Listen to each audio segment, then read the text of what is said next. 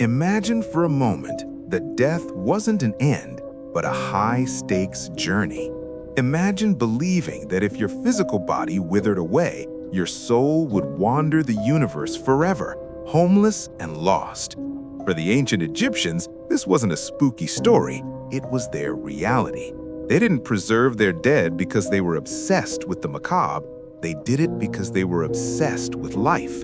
Today, we're going behind the linen bandages to explore one of the most sophisticated and misunderstood rituals in human history. We're talking about the science, the soul, and the secrets of mummification. Let's get started.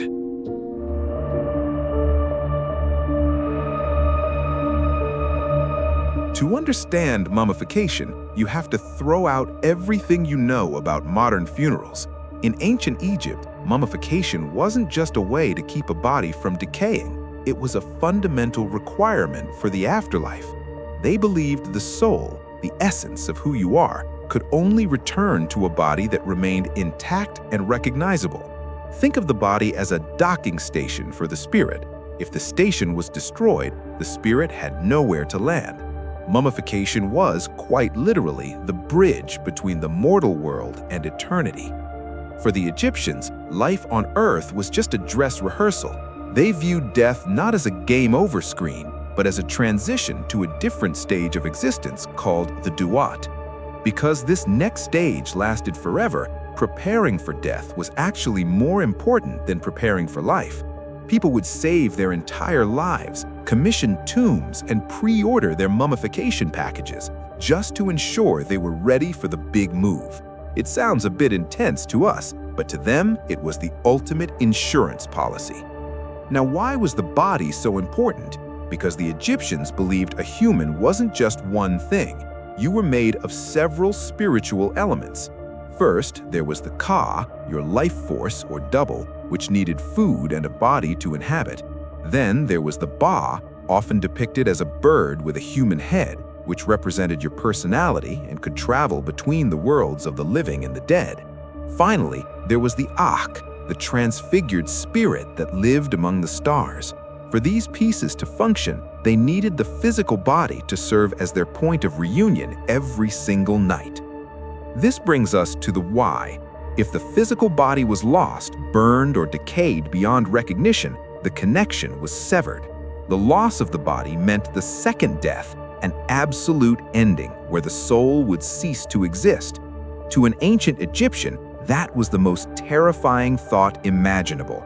Every bandage, every drop of resin, and every prayer said during the process was a shield against that total non-existence.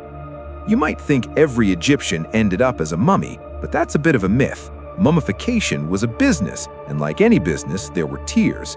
The premium package was reserved for royalty and high-ranking elites. This involved the full 70-day process with the finest linen and expensive resins. The middle class might get a simplified version, while the poorest citizens were often buried in the hot, dry desert sand. Ironically, the sand often preserved the bodies naturally, giving the poor a budget version of immortality provided by the earth itself. When someone passed away, the body was taken to the Per Nefer, or the beautiful house. This wasn't a hospital, it was a workshop run by priests. The process was deeply religious. Every cut made, every organ removed, and every wrap of linen was accompanied by specific prayers and incantations. They weren't just practicing anatomy, they were performing a ritual to transform a human being into a godlike being. Here is a fact that always surprises people. The Egyptians threw away the brain. Using a long, hooked bronze tool, they would reach up through the nose, break the ethmoid bone, and essentially scramble the brain until it could be drained out. Why? Because they didn't think it was important. They believed the heart, not the brain, was the center of thought, identity, and emotion. To them, the brain was just skull stuffing that had no use in the next world. While the brain went into the trash, the other internal organs were treated like sacred treasures. The stomach, intestines, lungs, and liver were washed, purified, and preserved separately. However, the heart was almost always left inside the body. It needed to be there for the weighing of the heart ceremony, where it would be judged against the feather of truth by the god Anubis. So where did those internal organs go? They were placed in 4 special containers called canopic jars. By the New Kingdom era, these jars had heads representing the 4 sons of Horus. Imseti, human head, protected the liver. Hapi, baboon head, protected the lungs. Duamutef, jackal head, protected the stomach.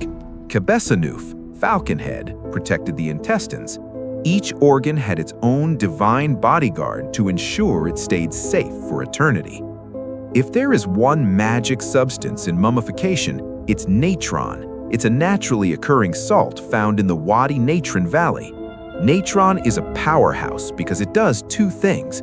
It absorbs moisture and it kills bacteria. The body wasn't just salted, it was buried in a mound of natron for about 40 days. Think of it like making human jerky.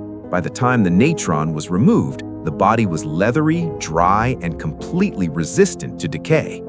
The entire process took exactly 70 days. This wasn't an arbitrary number. It matched the 70 days that the star Sotis, or Sirius, disappeared from the sky before being reborn in the east. About 40 of those days were spent on the dehydration process, and the remaining 30 were dedicated to the art of wrapping, anointing, and ritualizing. It was a slow, meticulous labor of love. Once the body was dry, it was cleaned and rubbed with perfumed oils to make the skin supple again. Then came the linen. Hundreds of yards of linen were used to wrap the body. Between the layers, priests would tuck amulets like the Eye of Horus or the Heart Scarab to provide magical protection. They were basically armoring the deceased for the dangers they would face in the afterlife. Sometimes they even wrote spells from the Book of the Dead directly onto the bandages. What's fascinating is that mummification sits right at the intersection of science and religion. While the reason they did it was spiritual, the way they did it was based on incredible anatomical observation. They understood chemistry, they understood how bacteria worked, even if they didn't call it that, and they were master craftsmen. They were the world's first true forensic specialists, using practical knowledge to fulfill a divine purpose. Why can we still look into the face of Ramesses II today, 3,000 years later? It's a perfect storm of factors. First, the removal of moisture, thanks to the natron. Second, the use of antibacterial resins and oils. And third, Egypt's climate. The incredible dryness of the Egyptian desert acted as a natural preservative, keeping the bandages from molding and the tissues from breaking down. It is arguably the most successful preservation project in history. Today, we don't have to unwrap mummies to learn their secrets. Using CT scans and DNA analysis, we can see through the bandages. We can reconstruct their faces and see exactly what they looked like. Modern technology is finally giving these ancient people the voice they were trying to preserve. In the end, mummification tells us more about the life of the Egyptians than their death. It shows a civilization that was deeply organized, scientifically curious, and profoundly hopeful. They didn't see death as a dark hole. They saw it as a hurdle that could be cleared with enough preparation and faith. Mummification was their way of saying that the human spirit is too great to simply vanish. It was their quest for immortality, and in a way, because we are still talking about them today, they achieved it.